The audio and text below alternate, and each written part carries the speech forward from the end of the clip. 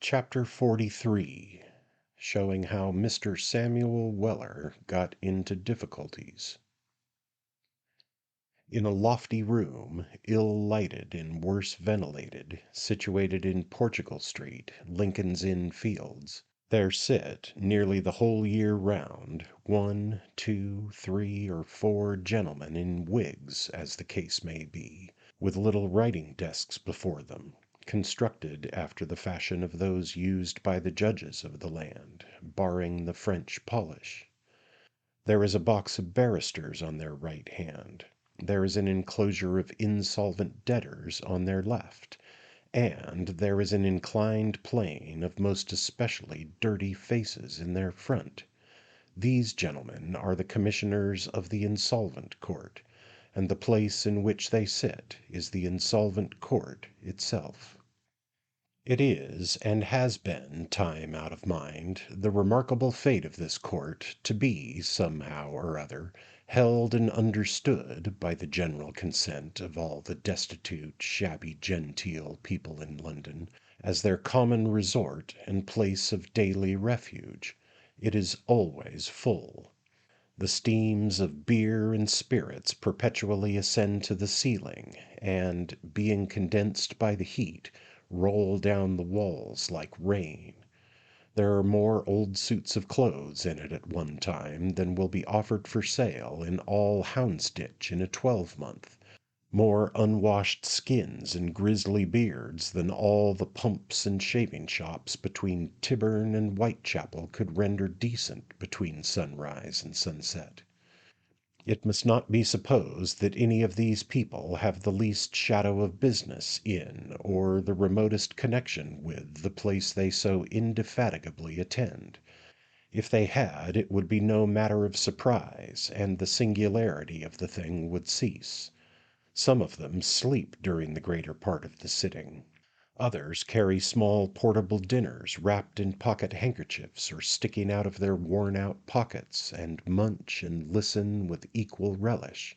But no one among them is ever known to have the slightest personal interest in any case that was ever brought forward. Whatever they do, there they sit from the first moment to the last. When it is heavy, rainy weather, they all come in, wet through, and at such times the vapours of the court are like those of a fungus pit. A casual visitor might suppose this place to be a temple dedicated to the genius of seediness. There is not a messenger or process server attached to it who wears a coat that was made for him, not a tolerably fresh or wholesome-looking man in the whole establishment, except a little white-headed apple-faced tipstaff, and even he, like an ill-conditioned cherry preserved in brandy, seems to have artificially dried and withered up into a state of preservation to which he can lay no natural claim. The very barristers' wigs are ill powdered, and their curls lack crispness. But the attorneys, who sit at the great bare table below the commissioners, are, after all, the greatest curiosities. The professional establishment of the more opulent of these gentlemen consists of a blue bag and a boy, generally a youth of the Jewish persuasion. They have no fixed offices, their legal business being transacted in the parlours of public houses or the yards of prisons, whither they repair in crowds and canvass for customers after the manner of omnibus cads. They are of a greasy and mildewed appearance, and if they can be said to have any vices at all, perhaps drinking and cheating are the most conspicuous among them. Their residences are usually on the outskirts of the Rules, chiefly lying within a circle of 1 mile from the obelisk at St. George's Fields. Their looks are not prepossessing, and their manners are peculiar. Mr. Solomon Pell, one of this learned body, was a fat, flabby, pale man, in a surtout which looked green one minute and brown the next, with a velvet collar of the same chameleon tints. His forehead was narrow, his face wide, his head large, and his nose all on one side, as if nature, indignant with the propensities she observed in him in his birth, had given it an angry tweak which it had never recovered. Being short-necked and asthmatic, however, he respired principally through this feature. So, perhaps, what it wanted in ornament it made up in usefulness. "I'm sure to bring him through it," said Mr. Pell. "Are you, though?" replied the person to whom the assurance was pledged. "Certain sure," replied Pell. "But if he'd gone to any irregular practitioner, mind you, I wouldn't have answered for the consequences." "Ah," said the other, with open mouth. "No, that I wouldn't," said Mr. Pell, and he pursed up his lips, frowned, and shook his head mysteriously. Now, the place where this discourse occurred was the public house just opposite to the Insolvent Court, and the person with whom it was held was no other than the elder Mr. Weller, who had come there to comfort and console a friend, whose petition to be discharged under the Act was to be that day heard, and whose attorney he was at that moment consulting. "And where is George?" inquired the old gentleman.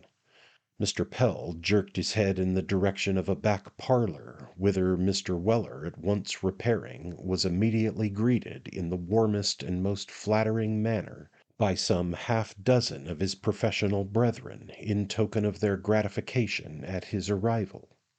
The insolvent gentleman, who had contracted a speculative but imprudent passion for horsing long stages, which had led to his present embarrassments, looked extremely well, and was soothing the excitement of his feelings with shrimps and porter.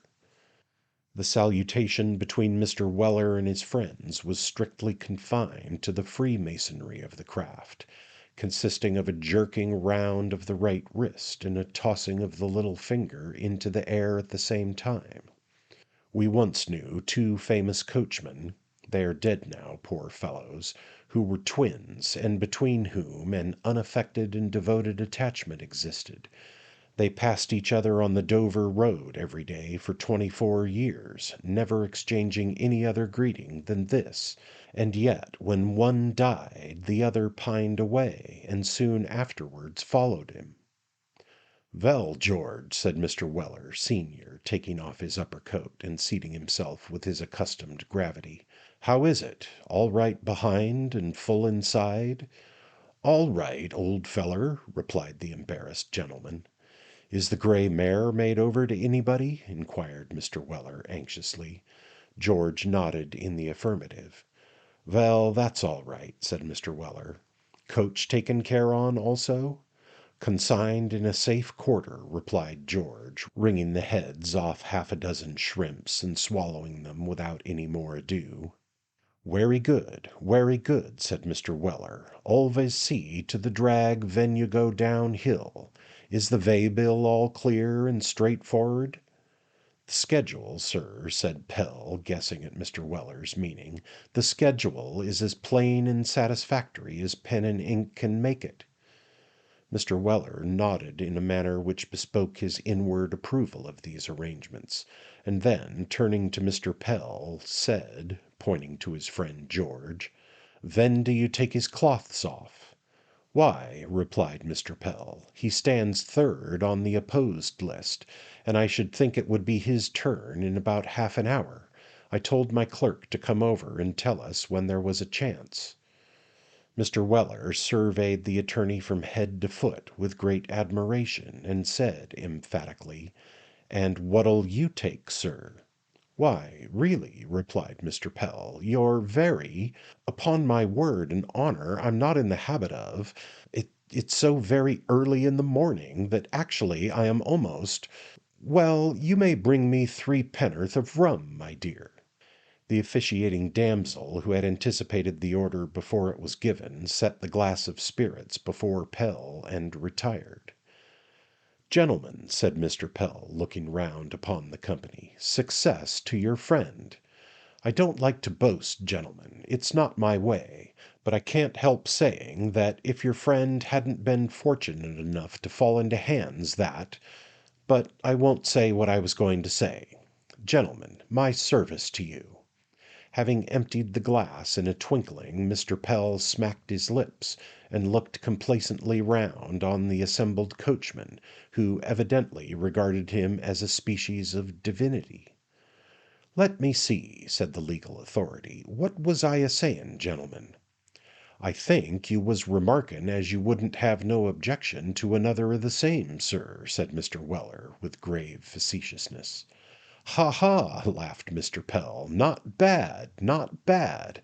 A professional man, too, at this time of the morning. It would be rather too good a— well, I don't know, my dear. You may do that again, if you please." This last sound was a solemn and dignified cough, in which Mr. Pell, observing an indecent tendency to mirth in some of his auditors, considered it due to himself to indulge.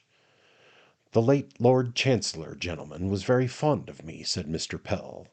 "And wery creditable in him, too," interposed Mr. Weller. "Hear, hear!" assented Mr. Pell's client. "Why shouldn't he be?"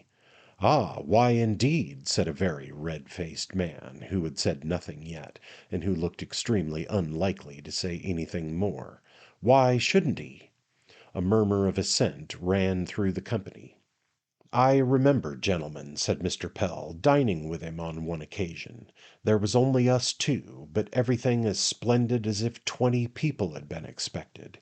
The Great Seal on a dumb waiter at his right hand, and a man in a bag wig and suit of armour guarding the mace with a drawn sword and silk stockings, which is perpetually done, gentlemen, night and day.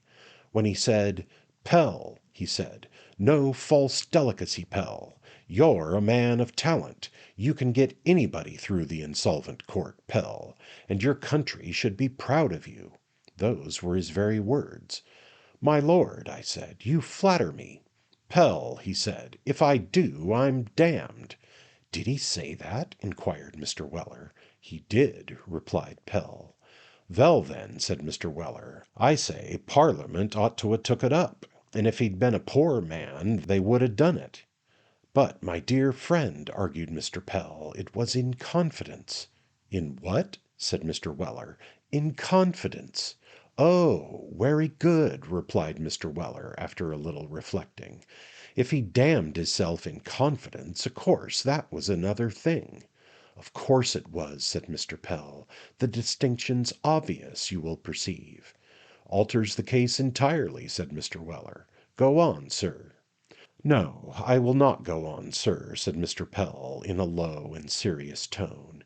"You have reminded me, sir, that this conversation was private and confidential, gentlemen. Gentlemen, I am a professional man. It may be that I am a good deal looked up to in my profession. It may be that I am not. Most people know. I say nothing. Observations have already been made in this room, injurious to the reputation of my noble friend. You will excuse me, gentlemen. I was imprudent. I feel that I have no right to mention this matter without his concurrence. Thank you, sir, thank you." Thus delivering himself, Mr. Pell thrust his hands into his pockets, and frowning grimly around, rattled 3 halfpence with terrible determination. This virtuous resolution had scarcely been formed, when the boy in the blue bag, who were inseparable companions, rushed violently into the room, and said—at least the boy did, for the blue bag took no part in the announcement—that the case was coming on directly. The intelligence was no sooner received than the whole party hurried across the street, and began to fight their way into court, a preparatory ceremony which has been calculated to occupy, in ordinary cases, from 25 minutes to 30. Mr. Weller, being stout, cast himself at once into the crowd, with the desperate hope of ultimately turning up in some place which would suit him. His success was not quite equal to his expectations, for, having neglected to take his hat off, it was knocked over his eyes by some unseen person, upon whose toes he had alighted with considerable force. Apparently this individual regretted his impetuosity immediately afterwards, for, muttering an indistinct exclamation of surprise, he dragged the old man out into the hall, and after a violent struggle released his head and face. "Samivel!" exclaimed Mr. Weller, when he was thus enabled to behold his rescuer. Sam nodded.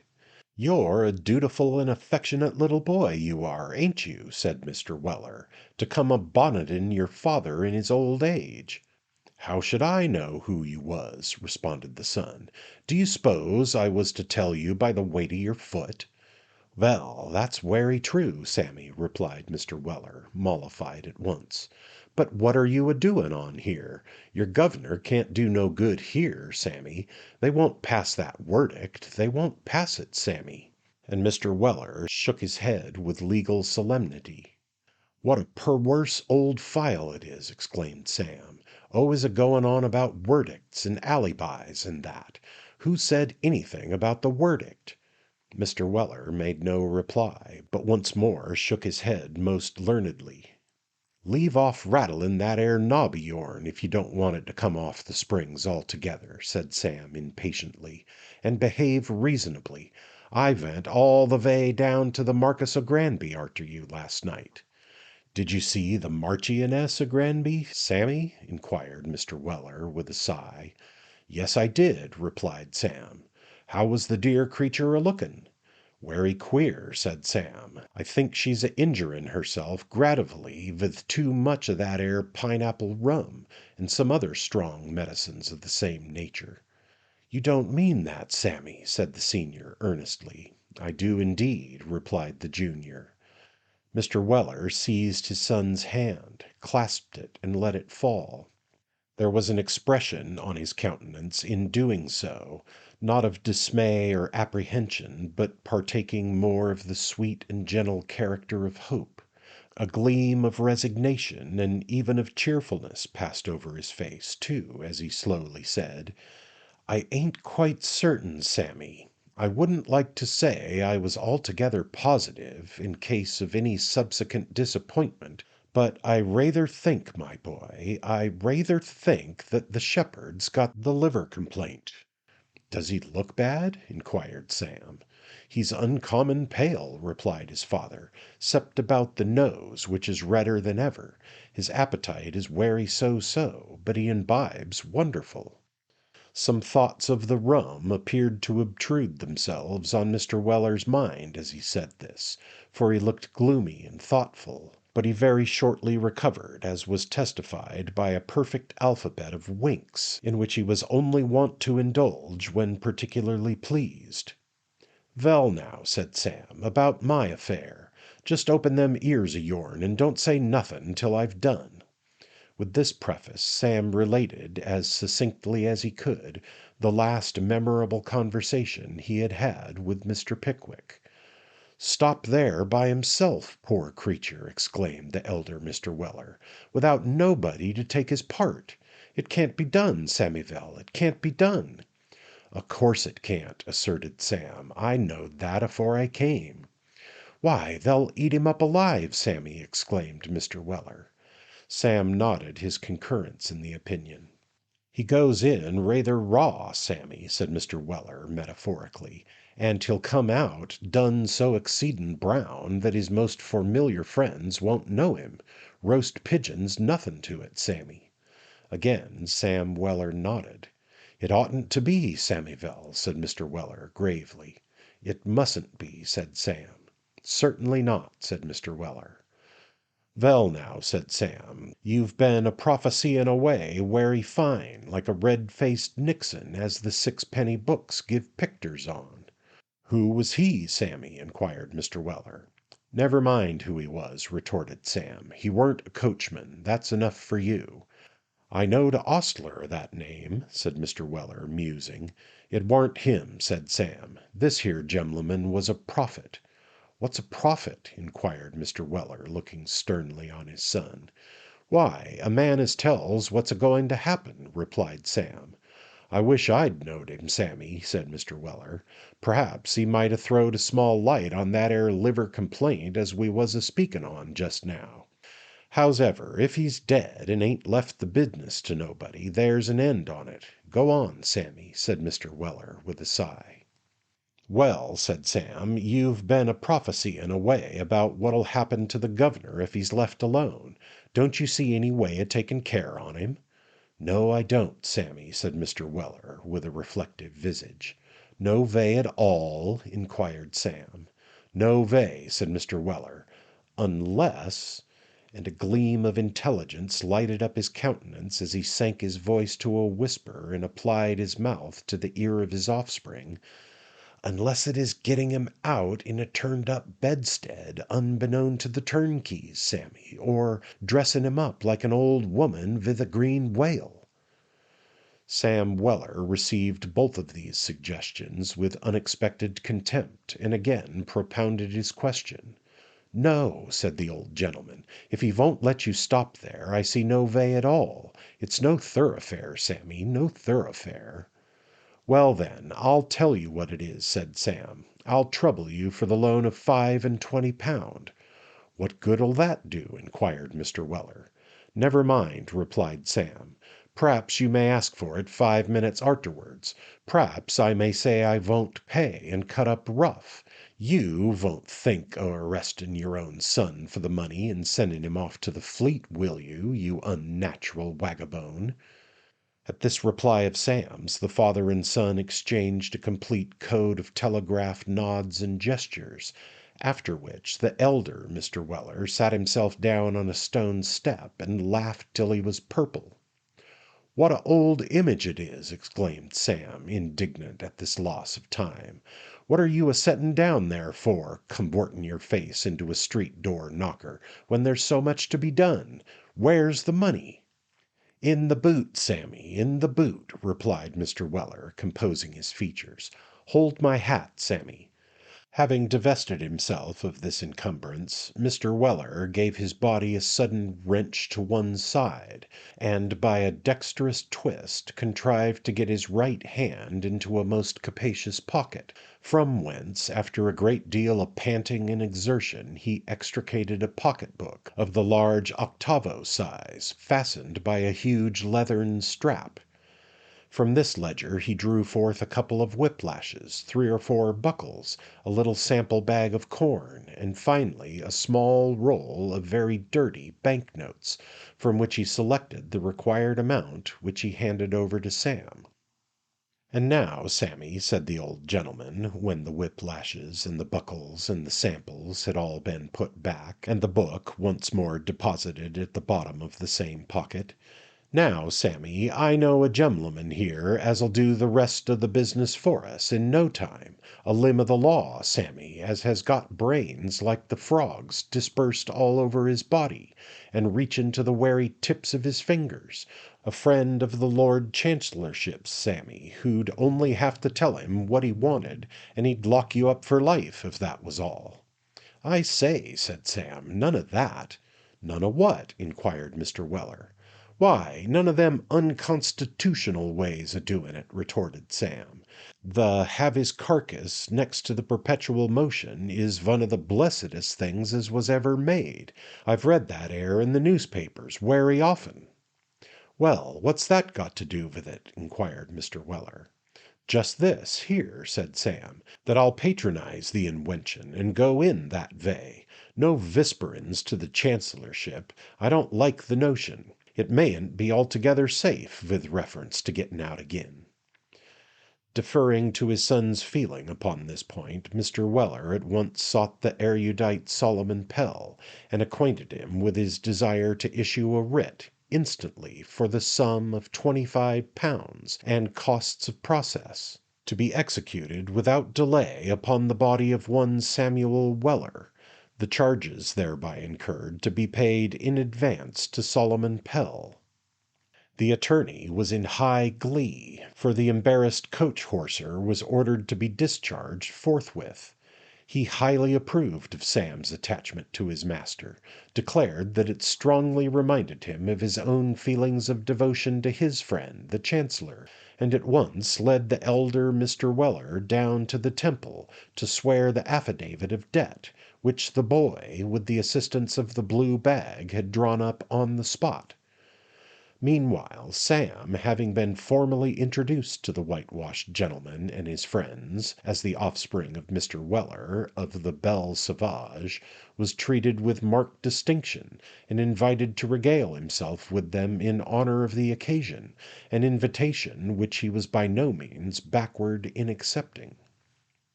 The mirth of gentlemen of this class is of a grave and quiet character usually, but the present instance was one of peculiar festivity, and they relaxed in proportion.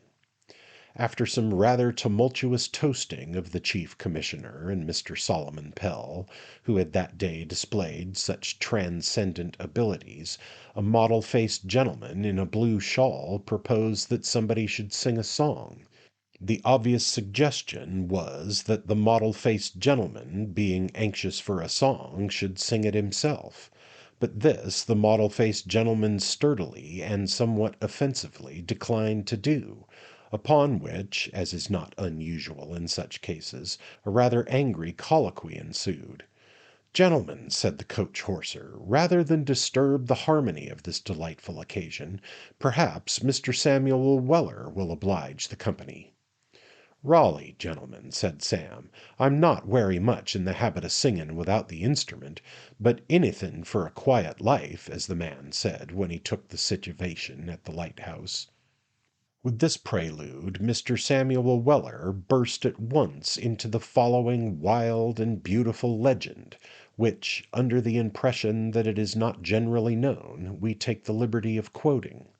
We would beg to call particular attention to the monosyllable at the end of the second and fourth lines, which not only enables the singer to take breath at those points, but greatly assists the metre. Romance 1. Bold Turpin Vunce on Hounslow Heath his bold mare Bess bestrode her. Ven there he seed the bishop's coach a comin' along the road er. So he gallops close to the 'orse's legs, and he claps his head vithin. And the bishop says, sure as eggs, this here's the Bold Turpin. Chorus. And the bishop says, sure as eggs, this here's the Bold Turpin. 2. Says Turpin, you shall eat your words with a sarse of leaden bullet. So he puts a pistol to his mouth, and he fires it down his gullet. The coachman, he not likin' the job, set off at full gallop, but Dick put a couple of balls in his nob, and perwailed on him to stop. Chorus (sarcastically). But Dick put a couple of balls in his nob, and perwailed on him to stop. "I maintain that that 'ere song's personal to the cloth," said the mottle-faced gentleman, interrupting it at this point. "I demand the name of that coachman." "Nobody knowed," replied Sam. "He hadn't got his card in his pocket." "I object to the introduction of politics," said the mottle-faced gentleman. "I submit that, in the present company, that 'ere song's political, and, what's much the same, that it ain't true. I say that that coachman did not run away, but that he died game as pheasants, and I won't hear nothin' said to the contrary." As the mottle-faced gentleman spoke with great energy and determination, and as the opinions of the company seemed divided on the subject, it threatened to give rise to fresh altercation, when Mr. Weller and Mr. Pell most opportunely arrived. "All right, Sammy," said Mr. Weller. "The officer will be here at 4 o'clock," said Mr. Pell. "I suppose you won't run away meanwhile, eh? Ha ha!" "P'raps my cruel paw'll relent afore then," replied Sam, with a broad grin. "Not I," said the elder Mr. Weller. "Do," said Sam. "Not on no account," replied the inexorable creditor. "I'll give bills for the amount at 6 pence a month," said Sam. "I won't take 'em," said Mr. Weller. "Ha, ha, ha! Very good," said Mr. Solomon Pell, who was making out his little bill of costs. "A very amusing incident indeed. Benjamin, copy that." And Mr. Pell smiled again as he called Mr. Weller's attention to the amount. thank you," said the professional gentleman, taking up another of the greasy notes as Mr. Weller took it from the pocket-book. 310 and 110 is 5. Much obliged to you, Mr. Weller. Your son is a most deserving young man, very much so indeed, sir. It's a very pleasant trait in a young man's character, very much so," added Mr. Pell, smiling smoothly round as he buttoned up the money. "What a game it is," said the elder Mr. Weller, with a chuckle. "A reg'lar prodigy son." Prodigal son, sir," suggested Mr. Pell mildly. "Never mind, sir," said Mr. Weller, with dignity. "I know what's o'clock, sir. When I don't, I'll ask you, sir." By the time the officer arrived, Sam had made himself so extremely popular that the congregated gentlemen determined to see him to prison in a body. So off they set, the plaintiff and defendant walking arm in arm, the officer in front, and 8 stout coachmen bringing up the rear. At Sergeant's Inn coffee house the whole party halted to refresh, and, the legal arrangements being completed, the procession moved on again. Some little commotion was occasioned in Fleet Street by the pleasantry of the 8 gentlemen in the flank who persevered in walking 4 abreast. It was also found necessary to leave the mottled-faced gentleman behind to fight a ticket porter, it being arranged that his friends should call for him as they came back. Nothing but these little incidents occurred on the way. When they reached the gate of the Fleet, the cavalcade, taking the time from the plaintiff, gave 3 tremendous cheers for the defendant, and, after having shaken hands all round, left him. Sam, having been formally delivered into the warder's custody, to the intense astonishment of Roker, and to the evident emotion of even the phlegmatic Neddy, passed at once into the prison, walked straight to his master's room, and knocked at the door. "Come in," said Mr. Pickwick. Sam appeared, pulled off his hat, and smiled. "Ah, Sam, my good lad," said Mr. Pickwick, evidently delighted to see his humble friend again. "I had no intention of hurting your feelings yesterday, my faithful fellow, by what I said. Put down your hat, Sam, and let me explain my meaning a little more at length." "Won't presently do, sir?" inquired Sam. "Certainly," said Mr. Pickwick, "but why not now?" "I'd rather not now, sir," rejoined Sam. "Why?" inquired Mr. Pickwick. "'Cause," said Sam, hesitating. "Because of what?" inquired Mr. Pickwick, alarmed at his follower's manner. "Speak out, Sam." "'Cause," rejoined Sam, "'cause I've got a little business as I want to do."